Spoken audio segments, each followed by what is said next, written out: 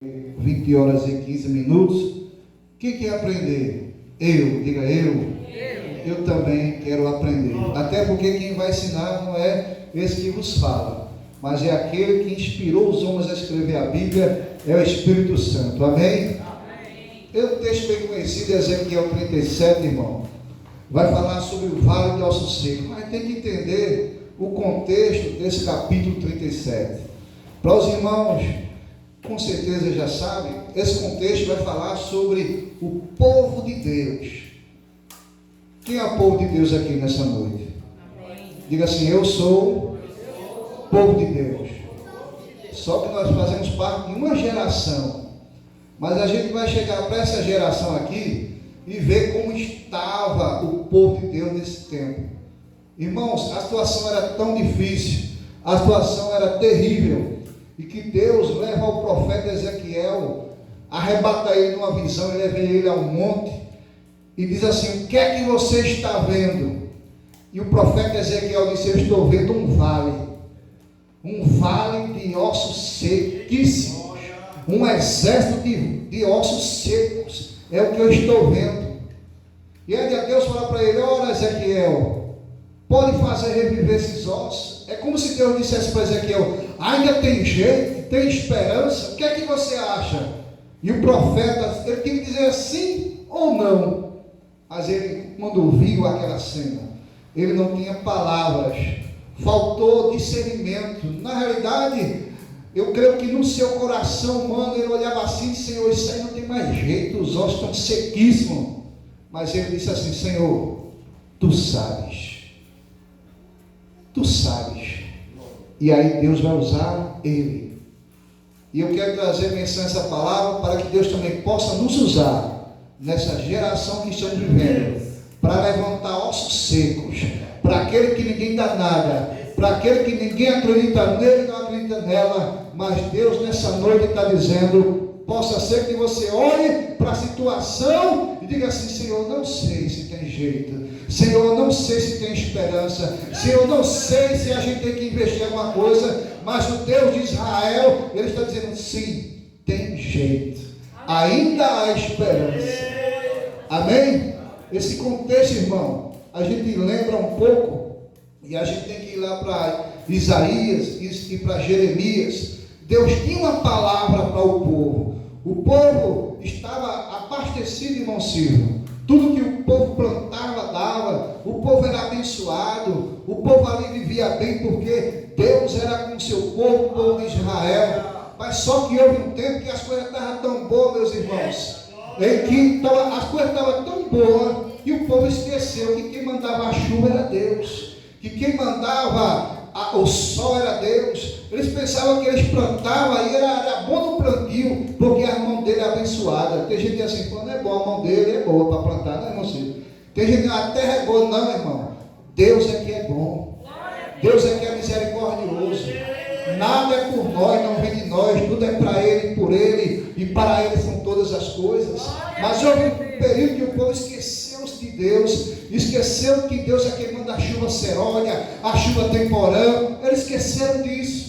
E aí Deus sempre usa alguém para dizer: olha, toda vez que Deus tem algo para fazer na minha vida, Ele usa alguém. Sempre Deus tem os seus profetas para avisar alguma coisa. Amém, irmão? Amém. E Deus começa a usar o profeta Isaías.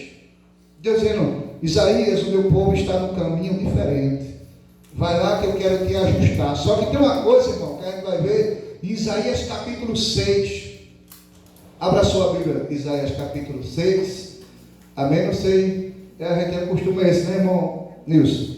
A gente está num culto de ensinamento, abrir a palavra. Isaías capítulo 6. Irmão Silvio vai abrir e vai ler, amém? Glória a Deus. Leia os 4 versículos de Isaías capítulo 6.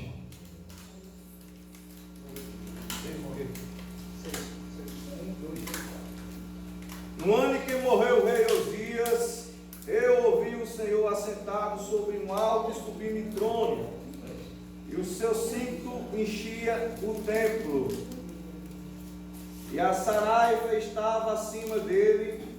Cada um tinha 6 asas, com 2 cobriu o rosto, com 2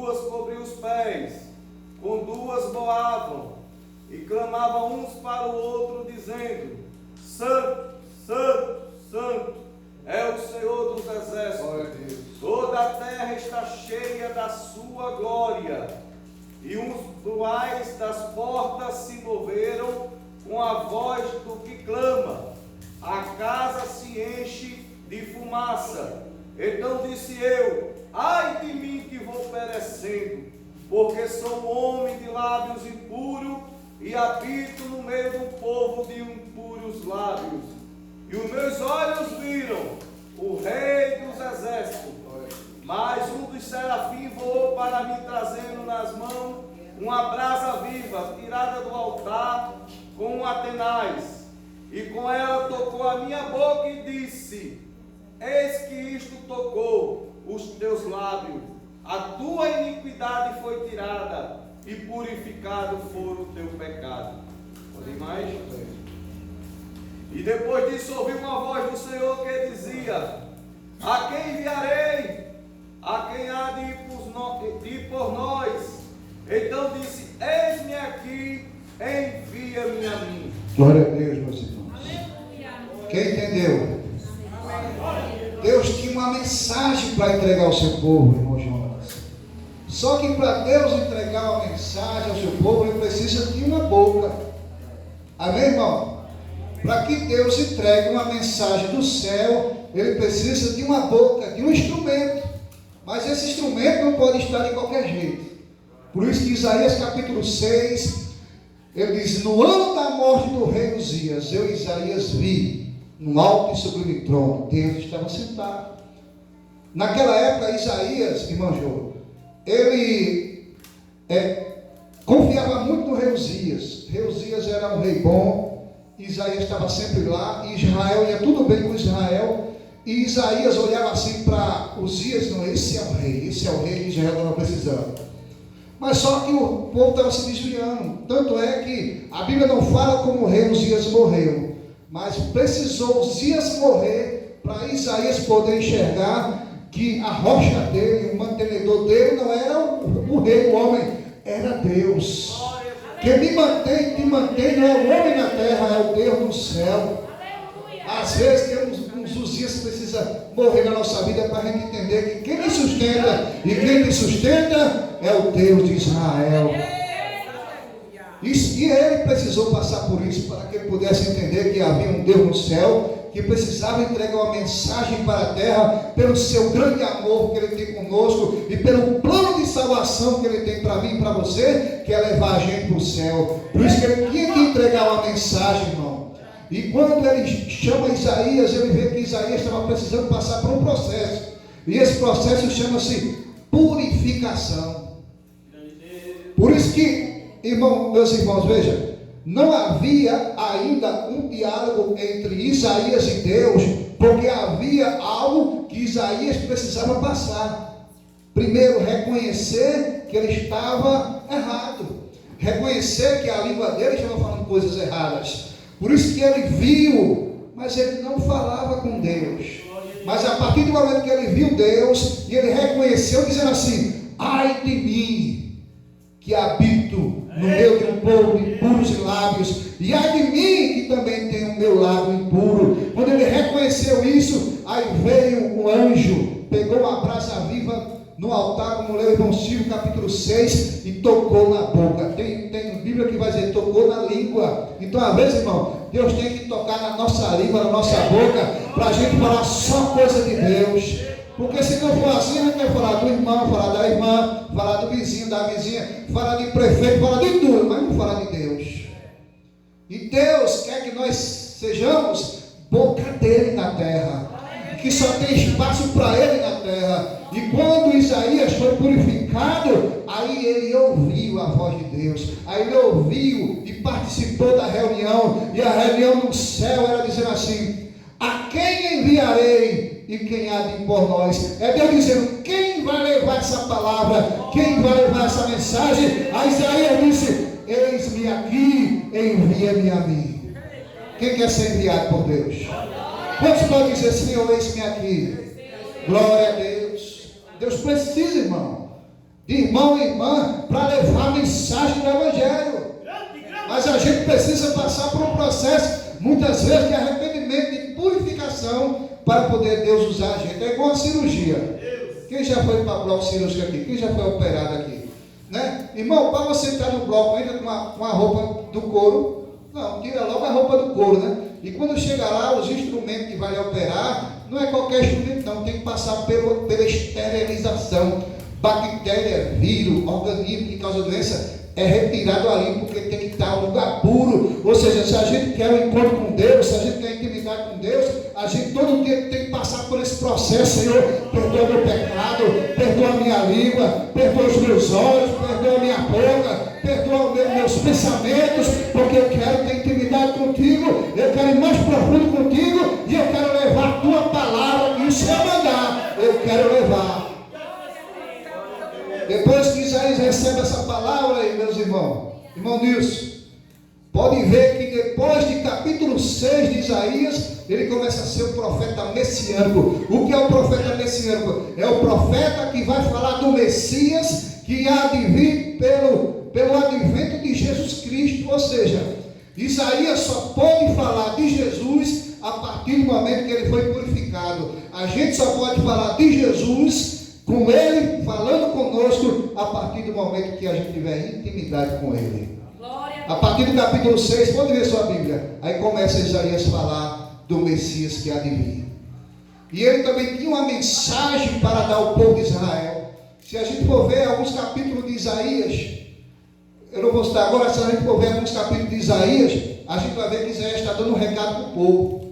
Tem um momento, meus irmãos, que Isaías falava: olha, Deus vai vir com justiça. Deus vai vir com juízo. O rei dizia: ei, rapaz, tu só fala coisa mal, tu só fala que Deus vai vir com justiça. Não, rapaz, fala coisa boa também. Porque, irmão, pregar coisa boa, chave de apartamento é bom demais, mas quando você prega juízo e justiça, aí é difícil. Aí, rapaz, essa pregação foi o pregador de hoje, foi pesada a palavra. Isaías estava passando por isso. Isaías estava passando por esse processo. Isaías dizendo: olha, Deus vem com justiça, se arrepende, te ajeita, te levanta, te purifica, te limpa. Mas o povo de Deus só está falando isso. Daqui a pouco, Flávio José vai dizer, o historiador, meus irmãos, que pegaram Isaías, penduraram ele e cerraram no meio. Porque é bom demais pregar coisa boa, que a porta vai abrir, que o vento vai soprar, né? É bom, mas Isaías estava pregando o juízo, dizendo: olha, Deus vai vir com providência. Pegaram o cerrado no meio, mas Deus ainda tinha uma mensagem. E Deus tinha pressa. Deus tinha tanta pressa que quando a gente começa a ler o capítulo 1 de Jeremias, ainda no ventre da mãe, Deus já estava chamando ele. Ainda uma criança, Deus já estava levando. A pressa de Deus era tão grande que ele disse: esse aí eu não vou nem purificar. Não, eu já vou pegar ele pronto lá no ventre da mãe. Esse aí não vai passar nem pelo pecado, eu já vou pegar ele prontinho, sem pecado. E Jeremias: Senhor, mas eu não passo de uma criança. E Deus disse: ei, não digas que tu és uma criança, porque o que eu mandar tu falar, tu vai falar, e eu não te mandar, tu vai. Eu sou o Senhor que te manda. Glória a Deus. E aí Jeremias começa com a mesma mensagem de Isaías, só que de uma maneira mais forte. A mensagem de Jeremias era tão forte, irmão, que pegaram ele e disseram: não, tu só prega a justiça também. Que profeta é esse? Pegaram ele, colocaram o irmão num poço com fezes, urina, até o pescoço, amarrado por uma corda. E ele estava lá, dizendo: olha, Deus vai levar você para a Babilônia. Deus vai levantar um rei chamado Nabucodonosor, e vocês vão ser cativos 70 anos lá. Disseram: eita, só fala coisa ruim, só fala coisa ruim. Daqui a pouco, irmão, pegaram Jeremias, prenderam, espancaram ele, bateram nele, na boca, no olho. Ele passou por uma aflição tão grande, irmão, que é o único profeta que escreve suas lamentações, lamentações de Jeremias. Mas sabe por que Jeremias escreveu suas lamentações? Porque Isaías não viu a justiça de Deus, mas Jeremias viu a justiça de Deus. Jeremias agora, irmão, vê tudo o que ele estava profetizando. A Bíblia fala que nenhum tio, nenhuma vírgula que falou-se pela boca de Jeremias, Deus deixou de cumprir. Deus cumpriu tudo. Mas vamos lá, vai chegar lá em Ezequiel 37. É até 9 horas, né, irmão? Mas no protocolo é até 10 horas, né? Porque fecharam a igreja, meu irmão, começaram a fechar, é até 6, mas lá no protocolo agora é até 10 horas, mas até 9 horas. Quem sabe Deus não levanta esses ossos aqui, quem sabe, né? Amém? Deus pode, irmão. Mas tem uns ossos aí que Deus está precisando levantar. Gente que parece que está vivo, mas ainda está morto. E Deus quer nos usar, a minha boca e a sua boca, para levantar gente que parece que morreu nesse alto bonito, nesse Muricé, nesse Carreiro, né? Lá em Juventude, lá em Monte Sombrio, lá em Serra dos Ventos, lá em Jardim, Caramuru, Troia, né? Aqui em Barriguda, né? Ponto Certo, Papagaio, Pratinha, Pé de Serra, Rodeadouro, Piribeira, Machista, Viração e Colongá, Brejinho, Sem Terra. Deus quer usar a gente para ir estar pregando essa palavra, levantar os mortos, irmão. Na rua 15 Novembro, na rua Antônio Marinho, na rua São Paulo, rua das Florentinas, na rua Padre Antônio Chicó. Deus está querendo levantar aqui em Alto Bonito. Localmente São Cristóvão, aqui em Benito Botão, em Alto Alegre, em Agrovila, nos bairros todinhos. Deus quer levantar homens e mulheres para dizer que ainda tem jeito e há de ter jeito em nome de Jesus. Porque a mensagem para a época, irmão, é que Jesus está voltando e a gente tem que pegar essa palavra, colocar na nossa boca e avisar esse povo, porque senão vão dizer: eu não sabia sim, porque Deus usou Jeremias daqui, Isaías daqui, para pregar que ele está voltando. Quem quer subir? Quem quer subir?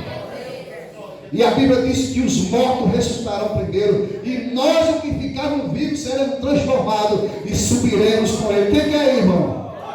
Glória a Deus. Talvez você comprou um terreno aqui, um terreno ali, né? Mas eu digo, compre lá. Lá tem um loteamento chamado Nova Jerusalém. Olha lá, a rua de ouro de cristal, irmão.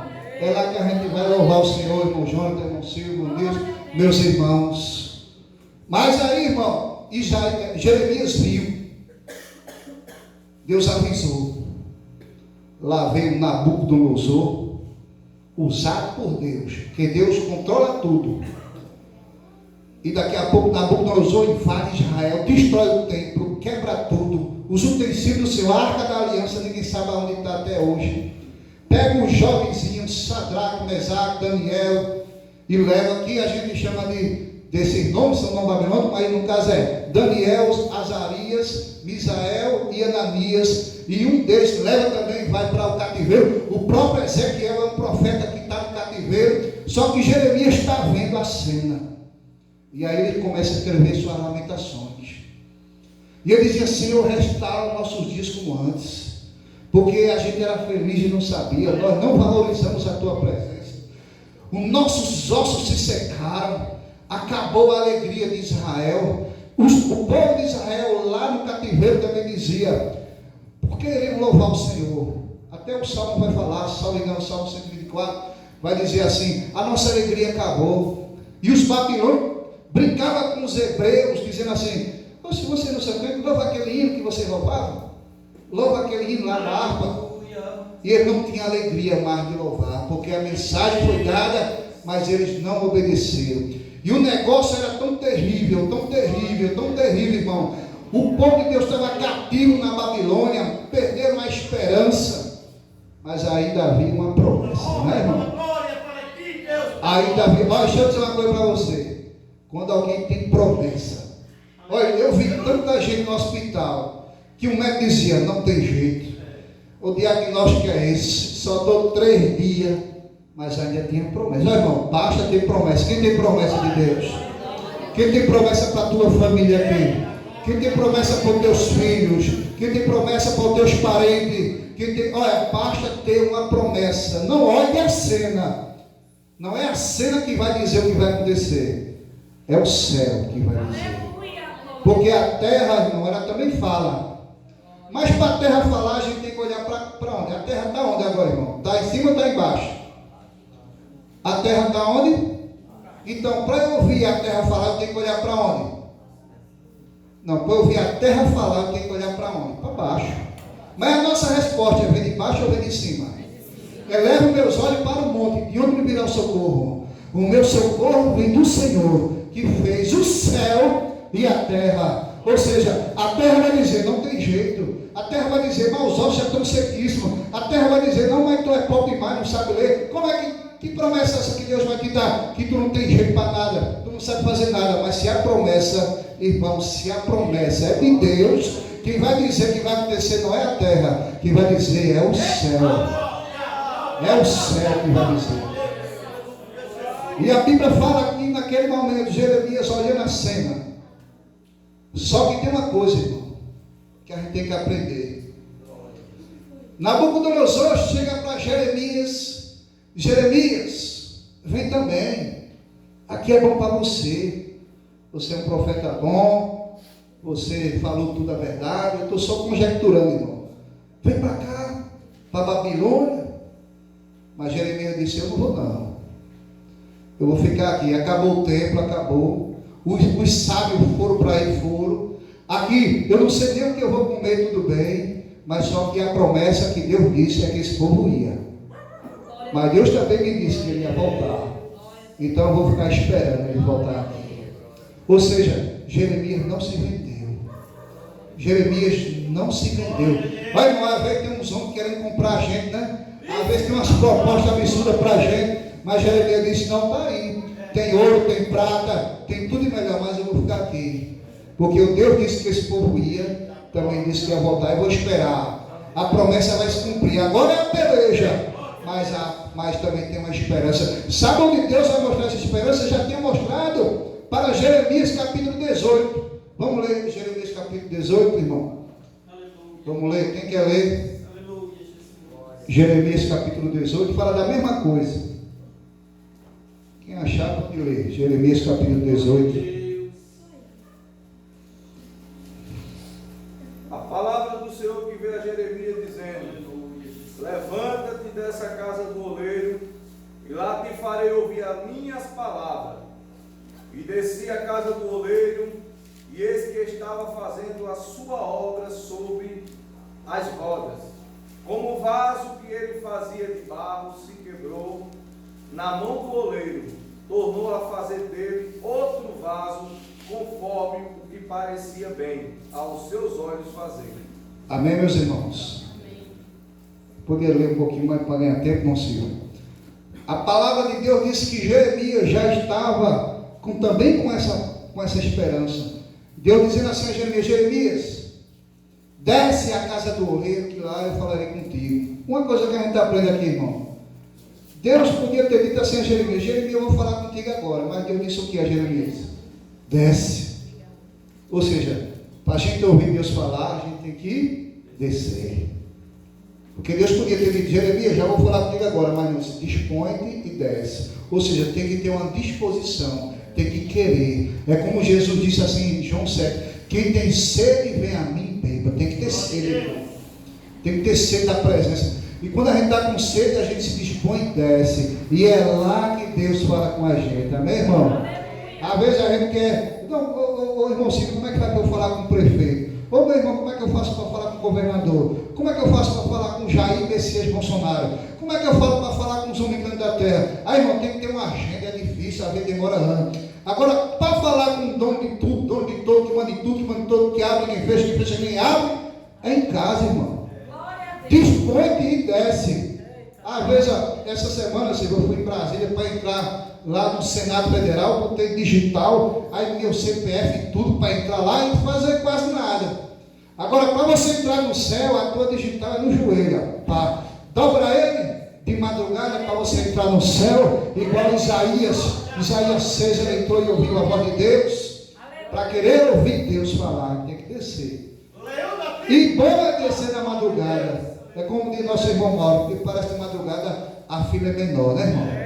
Porque de manhã é todo mundo no banco, né, irmão Jô? Aí dentro agora no final do dia, né? Porque tem pouca gente. De madrugada não tem ninguém. Aí de madrugada o povo dormindo, roncando, outros se prostituindo, bebendo, e você lá falando com Deus: meu Deus, oh meu Pai, me ajuda, me sustenta. Aí Deus vai lá e manda o anjo. Na realidade, os anjos já estão acampados lá, mas ele manda a dispensação da bênção. Mas, meus irmãos, o povo agora está como barro na mão do oleiro. Deus mostra a Jeremias: Deus diz assim: Jeremias, como o barro na mão do oleiro, assim é esse povo na minha mão. Eu amasso e do mesmo barro eu faço outro. Deus não vai pegar, irmão, um barro e vai dizer: não, eu quero outro barro. Não, Deus pega o mesmo barro. Deus nos ama tanto que Ele não vai jogar a gente fora, não. Não, esse aí não tem jeito, não. Esse aí não quer, não. Ele pega você e quebra e faz de novo. A diferença é que a Bíblia diz que Deus, não é que Deus quebra o vaso, é o vaso que se quebra. Deus nunca vai quebrar a gente, irmão. Deus não vai quebrar ninguém. Agora, Deus cria uma situação que é para você se quebrar na mão dele. E quantas vezes eu vi isso dentro do hospital, irmão? Numa UTI. Chegava lá na UTI, estava lá. E aí Deus me usava mesmo, madrugada, era madrugada. Eu saía pregando para o povo que estava na UTI. Aí quando eu chegava lá, era um afastado. Era um presbítero afastado, um diácono afastado, um evangelista afastado, um levita afastado. Aí sei que Deus trouxe aqui, aí está quebrado, tu quer voltar para Jesus agora? 2 horas da manhã, 2h30 da manhã, às vezes nem podia nem comer, às vezes estava lá, dependendo de um aparelho, eu quero voltar. Irmão, Deus me ama e ama tanto eu e você, que Ele leva a gente quando a gente não quer ir por um amor a mim e a você. Aleluia. E assim Ele fez com o seu povo. Ele pegou o povo e disse: estou te levando para a Babilônia, mas não é porque eu quero maltratar vocês, é porque eu amo vocês, é porque eu quero você comigo, igual João 14 diz assim: onde eu estiver, estejais vós também. Na casa de meu pai é muita morada. Se não fosse assim, não teria nem dito para vocês. É o amor de Deus, irmão. Então, às vezes acontece coisa na nossa vida, é o amor dele por nós. E muitas vezes Ele tira a gente de um lugar, bota para outro, a gente não entende, a gente reclama, mas é o amor de Deus, é para poupar a nossa vida, é para nos salvar. E daqui a pouco Deus leva o povo. E o povo, quando perde a esperança, aí o profeta que estava na Babilônia, porque veio Isaías, Jeremias, já tinha Daniel, agora Deus vai usar Ezequiel. Diz: Ezequiel, vem para cá, meu filho. Porque Ezequiel já estava vendo a situação, mas eles: vem para cá, estou te levando aqui em espírito. Por quê? Porque Ezequiel tem intimidade com Deus. E ele está vendo o quê? Eu estou vendo um vale de ossos secos, sequíssimo. E a conversa de Deus com ele é: tem jeito, Senhor, tu sabes. Ele disse: agora profetiza. Uma coisa que a gente aprende, irmão, é que a gente só pode falar o que Deus manda. Eu não posso falar o que eu quero falar, eu tenho que falar aquilo que Deus manda falar. Então Deus disse ao profeta: profeta, profetiza e diz a esses ossos secos, ouvi. Meu irmão, como é que o osso vai ouvir? Né? Quem já viu isso? Já viu? Mas a Bíblia diz que Deus traz à existência aquilo que não existe. E outro, irmão, um ser humano adulto tem 206 ossos. 206. Uma criança, 2 anos, tem quase 244 ossos, que ainda vai juntar. Mas veja só, sabe onde estão os menores ossos do nosso corpo? Irmão Jonathan sabe, 3. Está lá no ouvido. São a bigorna, o estribo e o martelo, os 3 menores ossos. Agora eu pergunto: quem ouviu primeiro, irmão? Quem ouviu primeiro? Porque esses 3 ossinhos, se a gente perder um, a gente perde a audição. Então, quando Deus disse osso seco, ouvi a voz do Senhor, Deus começa a usar os pequenininhos, né, irmão? Deus começa a usar a igrejinha pequena. Deus começa a usar as coisas pequenininhas para trazer uma grande mensagem. Quando Deus levanta o exército de osso seco, quem ouve primeiro é aqueles pequenininhos. E aqueles pequenininhos levantam o grande. A gente já começa a aprender aí. Ossos secos, ouvi a voz do Senhor. E a Bíblia diz: enquanto o profeta profetizava, começou um reboliço. Ou seja, não é quando o profeta terminou de profetizar, não. É enquanto ele estava profetizando. Ou seja, enquanto a gente está no culto aqui, antes de ele terminar, Deus está entrando com providência na minha casa, na sua casa, na tua família. O amanhã que você está preocupado, amanhã Deus já está cuidando dele hoje. Então adore o Senhor hoje, nessa noite, porque amanhã, quarta-feira, 8 de julho, Deus já está cuidando. Buscar em primeiro lugar o reino de Deus e a sua justiça, E amanhã as demais coisas serão acrescentadas. Amanhã, hoje, depois. Então, o que é que a gente aprende? Enquanto a gente adora, Deus já está trabalhando. E ouvi um rebuliço. Agora começou o que, irmão? Ossos com ossos começaram a se juntar, diz a Bíblia. Osso com osso.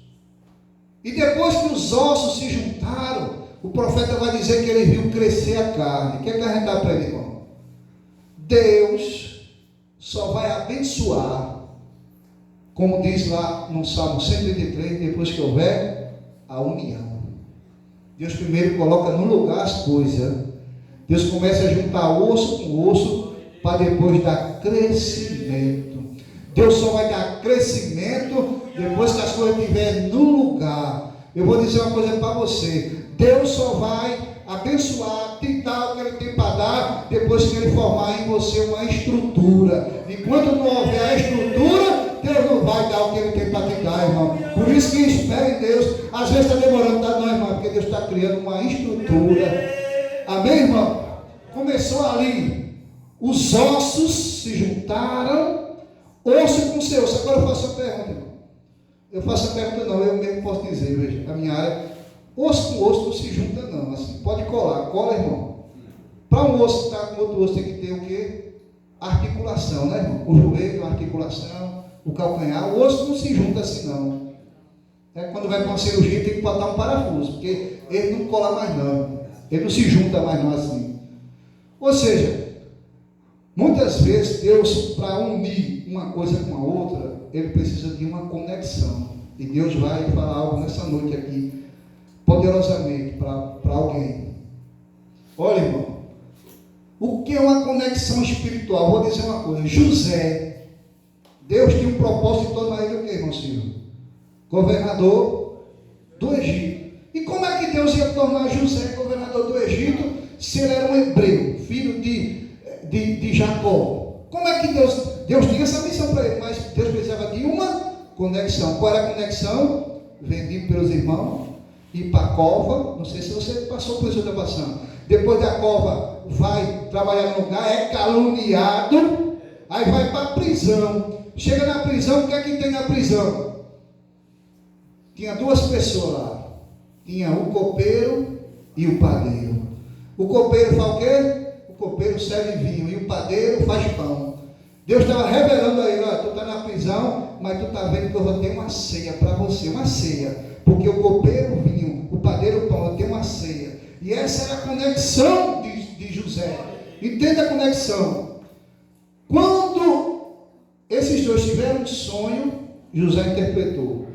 Se José tivesse fora da prisão aqui interpretado, irmão, então Deus precisava que ele fosse para a prisão. Às vezes Deus, porque eu estava dizendo, eu levo você a um lugar onde você não quer ir. E às vezes você acha injusto estar ali. Mas é uma conexão que Deus quer te levar para um lugar maior. Deus quer te levar para um lugar mais elevado. Mas só que Ele tem uma conexão para você. E dentro dessa conexão, Deus usa esses dois homens. José interpreta o sonho dele. E na hora da interpretação, um vai morrer e outro vai trabalhar junto com o faraó. Aí o faraó tem um sonho com as 7 vacas gordas, 7 vacas magras, com as espigas cheias, as espigas magras, as espigas faltosas. Aí o faraó fica doidinho. E agora? Quem vai revelar? Aí Deus pega a conexão de José e diz: olha, o copeiro tem um que interpretou meu sonho, do jeito que ele interpretou aconteceu. Quem é? É um José que está lá na prisão. Manda chamar ele. Quando chamou, aí José interpreta a visão, diz como é que vai fazer, e ele ainda diz: escolhe um homem que possa administrar. Aí fala: eu não vejo outro homem senão você. Agora eu vou dar meu anel aqui. Aqui só eu vou ser maior que você, mas aqui manda tudo. Por quê? Deus queria preservar o povo da fome. Só que Deus tem umas conexões. Lembra de Naamã? Naamã estava ali leproso. Aí Deus pega uma menina que nem o nome a Bíblia fala, leva como escrava. A Bíblia diz que ela era escrava lá na casa de Naamã. Aí ela olha assim, diz assim: se esse meu Senhor estiver na frente do meu Senhor, ele pode ser curado da lepra. A esposa olha assim: como é essa história? Não. Se ele ficar na frente de Eliseu, o profeta de Israel, ele vai ser curado. Se não fosse essa menina, ele era curado, mas Deus precisava de uma conexão, amém, irmão? Então não se preocupa com onde Deus está te levando, nem o que Deus está te fazendo, porque às vezes Deus está fazendo uma conexão para te livrar, te levar a um lugar maior. E esse lugar maior, irmão, que Ele quer te levar, às vezes essa conexão pode ser um lugar escondido, um lugar que ninguém vê, né? Qual era a conexão de Davi? Era o pasto, era o mato, era lá que Deus estava usando ele, irmão. Imagina, ele estava treinando para uma coisa que ele nem sabia que ia ser, rei de Israel. E para ser rei de Israel, Deus precisava de alguém segundo o seu coração, alguém com responsabilidade pelas ovelhinhas, alguém que matava um leão e um urso e ninguém via, alguém que nem o pai nem os irmãos acreditavam, mas Deus estava usando a conexão do mato para levar Davi para ser rei de Israel. E aqui a gente aprende esse ossinho, né? Deus já tem uma palavra. Mas indo adiante, irmão, tem uma coisa importante. Diz a Bíblia que depois que o profeta começou a profetizar, osso com osso, aquele rebuliço, aquele barulho santo. E outra, irmão, nem todo rebuliço que Deus faz é para separar. Às vezes Deus acontece um rebuliço, não é para separar, ao contrário, é para juntar. Às vezes, mas Deus, que rebuliço é esse? Aí pensa que não, é para separar, não, é para juntar. Nem todo barulho, irmão, é para separar. Às vezes Deus faz um barulho que é para juntar aquilo que estava separado, porque Deus tem um propósito com isso. E diz a Bíblia, irmãos, que Deus, aquele exército fica lá, aquele osso sequíssimo, só que Deus pega o profeta e diz assim, vamos andar. A Bíblia fala que no começo o profeta estava no meio, mas Deus diz assim, vamos andar ao redor. Sabe por que, irmão, ao redor? Sabe que Deus pega o profeta para andar ao redor? Que era para o profeta não pisar nem o ossinho daquele. Não tem aqueles ossinhos ali, meu irmão, esparelhados. Sabe por que aqueles ossos estavam sequíssimos, Jonathan? Porque o vale era um cemitério, literalmente. Naquela época de Jesus, antigamente, quem não tinha dinheiro para ser enterrado, era assim, no vale mesmo. Fazia uma vala e colocava os cadáveres tudo bem organizadozinho assim, em fila. Mas como José de Arimateia era um homem rico, ele comprou, né? Ele disse, não, Jesus ele vai para esse túmulo. Por isso que até na sua morte ele teve um rico. José de Arimateia comprou. Mas se não fosse José de Arimateia, o corpo de Cristo ia para um vale. E aquilo era um vale, um cemitério aberto. Não, um corpo, quando está num ambiente externo, acelera o estado de putrefação, fica com o corpo mais rápido, por conta do sol, da chuva, do ambiente externo.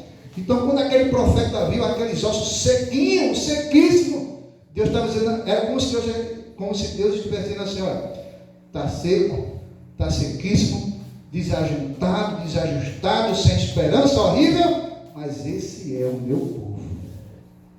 E Deus, aquela cena ali foi Deus mesmo que criou. Mas o Deus que permitiu aquela cena, Ele também tem a solução. O Deus que permitiu você passar pelo vale, também é o Deus que tem a solução para te tirar do vale. É por isso que Davi disse assim, ainda que eu ande pelo vale da sombra da morte, eu não temerei, porque o Senhor está comigo. E ele disse, passa ao redor, não pisa não, porque, irmão, não despreze as coisas pequenas. Já ouviu esse versículo?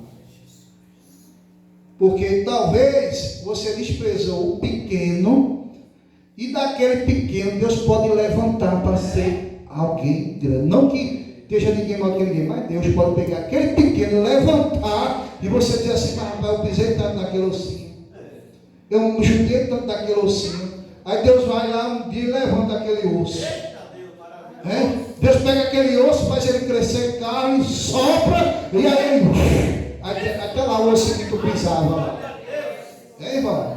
Pisa agora no ossinho. Aí Deus diz, olha, ao redor, esse aqui, ao redor, é só para tu ver. Agora, cada um aqui, Deus tem um projeto. É como se você diz aqui, ó, passa ao redor, vê a cena, vê o que é que eu vou fazer, vê o que eu tenho para fazer. Irmão, isso é uma revelação do que ia acontecer no tempo de Jesus. E aí, irmão, ele profetiza, aí aquele exército fica de pé. Mas faltava o quê? Amém? Faltava vida, faltava ainda o Espírito. E ele disse: profetiza. Deus está dizendo: abre a tua boca. É por meio de você, irmão, é por meio de você que Deus vai salvar a tua família.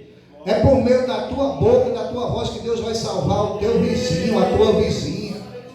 Talvez você bota lá um zinho, o vizinho fica lá perreada. Talvez as pessoas se levantam contra você, mas é pela tua boca que Deus vai salvar a tua direita, a tua esquerda, a dianteira, a retaguarda. É pela tua boca que Deus vai fazer um rebuliço. Tem gente aí, irmão, viciado na droga, no álcool, sem esperança. As pessoas olham para ele, olham para ela, aí vai passando um bêbado, um moribundo, um prostituto, qualquer coisa passando. Mas eu quero dizer, aquele ossinho ali que vai passando, aquele ossinho que vai passando ali, eu quero dizer, quem sabe Deus tem uma promessa com esse ossinho que passou, que eu não sei quem é. Mas Deus quer me usar e usar você, para dizer que pode a terra dizer que não tem jeito, pode alguém dizer que não adianta, mas Deus quer usar você para dizer assim: osso seco, ouvi a palavra de Deus, ainda tem jeito para você, para a sua família, para o teu futuro, ainda tem jeito, ainda tem esperança, irmão. Quem crê no Deus do impossível? Amém? Quem crê no Deus do impossível está aqui. E Deus levantou, irmão. Agora diga assim: quando, irmão Didi? Quando que Deus levantou? Levantou naquele tempo na forma espiritual. Deus tirou o povo da Babilônia. Mas a Bíblia diz que Jesus, ele nasceu, cresceu, escolheu 12 homens. Vai, irmão, amém? Diga: 12 homens. 12 discípulos. Um traiu. E depois Deus, não repita mais não, vou continuar. E depois Deus escolheu Matias. Só que tem uma coisa, irmão. Tem uma coisa que a gente precisa entender. Que nós dependemos do Espírito Santo. Aleluia. Ele é o amigo da minha alma e da tua alma. Sem ele, irmão, não adianta, irmãos. Não adianta viver. O discípulo estava com Jesus, não estava, irmão? Quanto tempo passou com Jesus? Diga assim: 3 anos e meio. 3 anos e meio os discípulos com Jesus. Mas só que quando Jesus morreu, irmão, Pedro foi para onde? Pedro, quem lembra quando Pedro foi? Voltou a vida de pescador. Quando Jesus foi procurar Pedro, Pedro estava sem roupa lá tomando banho. Ele ficou até com vergonha de Jesus. Jesus pegou mais 2 que iam para o caminho de Emaús. Disse: por que tu está triste assim? O que é que está tão abatida a tua alma? Não é porque a gente pensava que Jesus ia salvar a gente, mas morreu. Sabe por quê, irmão? Esquecer da promessa. Às vezes a gente quer voltar, irmão, esquece da promessa que Deus tem para a gente. Mas só que o que faltava algo, irmão, por discípulo, sabe o que era? É que esse mesmo discípulo, Jesus disse assim: não me impeçais de ir, porque eu vou, mas vou mandar a promessa, vou derramar a promessa, e é necessário que eu vá, para que o Consolador prometido seja derramado sobre vós. E aí, irmão, o próprio Pedro, João, Tiago, Tomé, Barnabé, estavam mais uns 120 lá em Jerusalém, e Jesus disse: olha, não sai daí, até que sejais revestido de poder, até que a promessa venha sobre nós. Deus levantou o exército, mas faltava ali o Espírito. Atos 2 dos Apóstolos vai dizer que estavam todos reunidos, sentados, e daqui a pouco o fogo do céu, um barulho impetuoso, e ali cobriu toda a casa, e cada um foi revestido da promessa. Tanto é que o próprio Pedro, duro de língua, que andava com uma faquinha assim na cintura, antes de Atos 2, ele foi pescar novamente, desistiu. Mas quando ele foi revestido de poder, capítulo 3 de Atos, 2, 3 e 4, vai falar dos discípulos. E só Pedro, quando abriu a boca para falar, ele, só por meio dele, quase 3.000 almas, irmão, foram batizados. Ou seja, sem o Espírito Santo, irmão, não adianta viver, não adianta pregar, não adianta cantar, não adianta nada. Só com ele.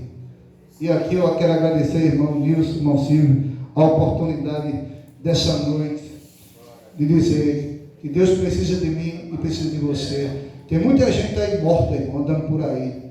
E Deus precisa da minha boca e da sua boca. Sabe por quê? Porque Jesus disse assim: aquele que beber dessa água, do seu interior fluirão rios de água. Água o que, irmão? Viva. Águas vivas a jorrar para a vida eterna. Ou seja, por que do nosso interior vai fluir rio de água viva? Porque tem gente que está precisando de água viva, porque tem gente que está morto.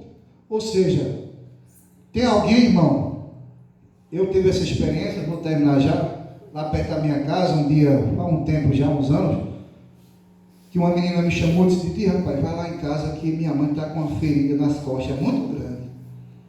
Eu digo: é mesmo, e não tem mais jeito, não tem pomada. Aí quando eu cheguei lá, uma ferida bem grande, irmão, cabia minha mão dentro, assim, na parte dela, assim, no cóccix.